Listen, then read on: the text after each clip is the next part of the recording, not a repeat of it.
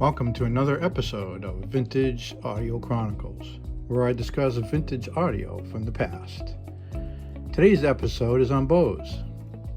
For me, when thinking about vintage audio products, Bose isn't the first company to come to mind, but they did have a number of interesting products worth discussion. First, some background on Bose. Bose Corporation was founded in 1964 by Dr. Amar Bose, then professor of electrical engineering at the Massachusetts Institute of Technology. As an MIT grad student in the 50s, Dr. Bose was disappointed to find that stereo speakers failed to reproduce the realism of a live performance. Analyzing concert halls, he determined that sound received by the listener was primarily a combination of direct and reflected sound, with the majority of it being reflected. He set about to determine why and theorized that the perfect speaker would be a sphere, radiating equally in all directions. He then created a computer model to simulate the sphere. The end result of this research was Bose's direct reflecting loudspeaker technology. More on this later. The list of major Bose innovations continued.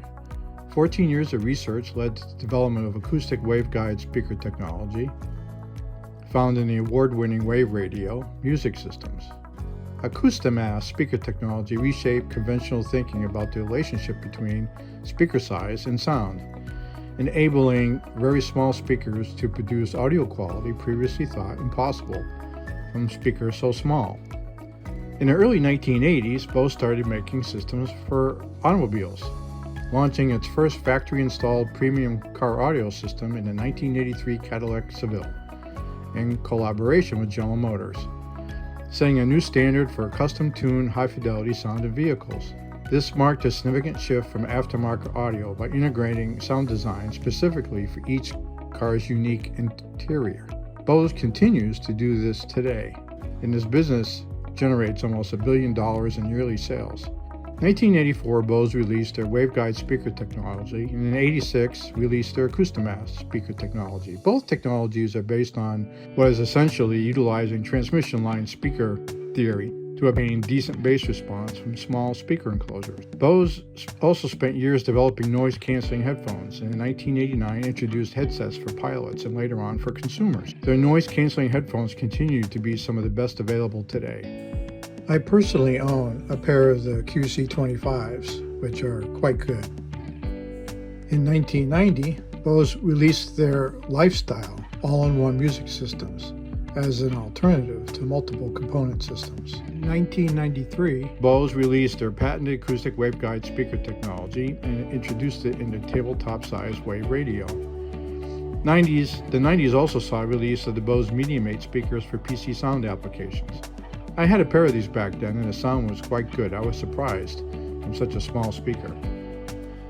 In 2011, to ensure that the company would remain private even after his death, Dr. Bose gifted a majority of the company to MIT in the form of non-voting shares to sustain and advance MIT's education and research mission. Under this arrangement, Bose's success helps MIT advance its mission of education and research, while at the same time, Bose remains a private and independent. Dr. Bose died in July in 2013 at the age of 83.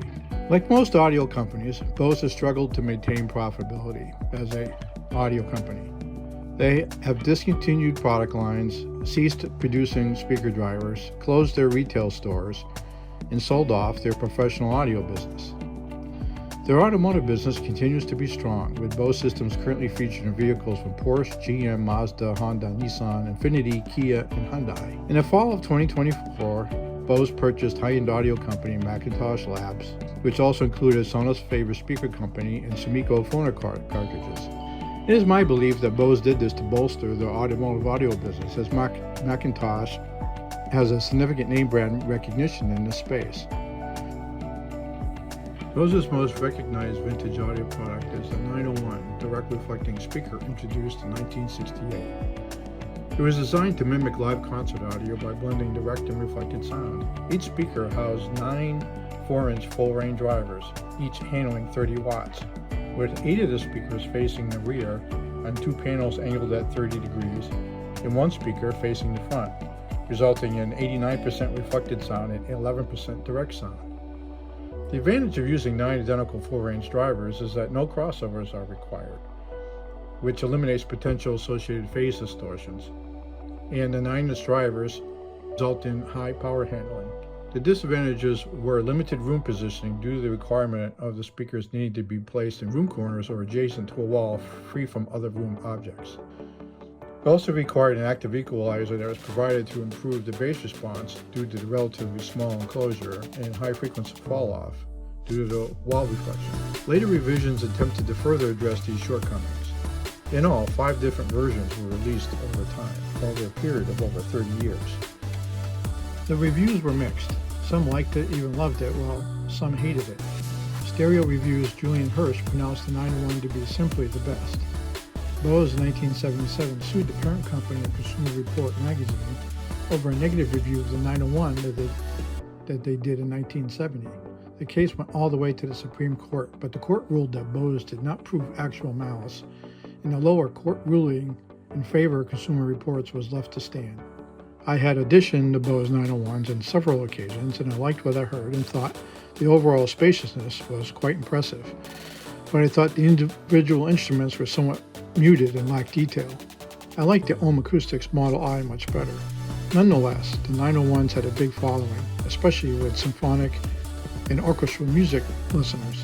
To quote Stereophile magazine's review in 1995, if we were to judge the 901 in terms of the best sound available, then we would say that it produces a more realistic semblance of natural ambience than any other speaker system, but we would characterize it as unexceptional in all other respects. The fact that the 901 speaker has remained in the Bose product line for over 30 years, I think, says something. Most other designs from other manufacturers rarely last more than a few years. Bose's other direct reflecting speakers at the time were the bookshelf Model 301 and the more conventional 501. I remember the 301s being a pretty good sounding bookshelf speaker that had decent reviews. The 501, in my opinion, was awful. My roommate in college had a pair that we had hooked up along with my KL817s. I literally hated the 501s. There was nothing about their sound that I liked. The highs were lousy, the mid-range non-existent, and the bass was muddy. My direct connection to Bose happened 6 months into my first retirement. I received a phone call from a recruiter that said that Bose had an opening for a contractor in their automotive design group, someone with my audio background. The only stipulation was I had to work on site, as contractors were not allowed to work remotely. This was a couple of years before COVID. So my wife and I, with the dog, drove 2,000 miles to live in an apartment in a town that was located next to the town I had grown up with in Massachusetts. It was a bit surreal to be back in the area that I had been running around in some 40 years earlier. After my contract was up a year later, I was asked to stay on, but I said I had to move back home. They said, "That's okay, you can work remotely." So I ended up working for them for a total of 3.5 years, and I loved every minute of it, designing amplifiers for 2 different automotive programs. My co-workers were phenomenal, longtime Bose employees. A lot of them have been at Bose for 25 years or more, and the company was great. It was one of my best jobs ever. This was my home office lab setup with the audio test equipment and other components. That's all for this episode. I hope you enjoyed it. See you next time.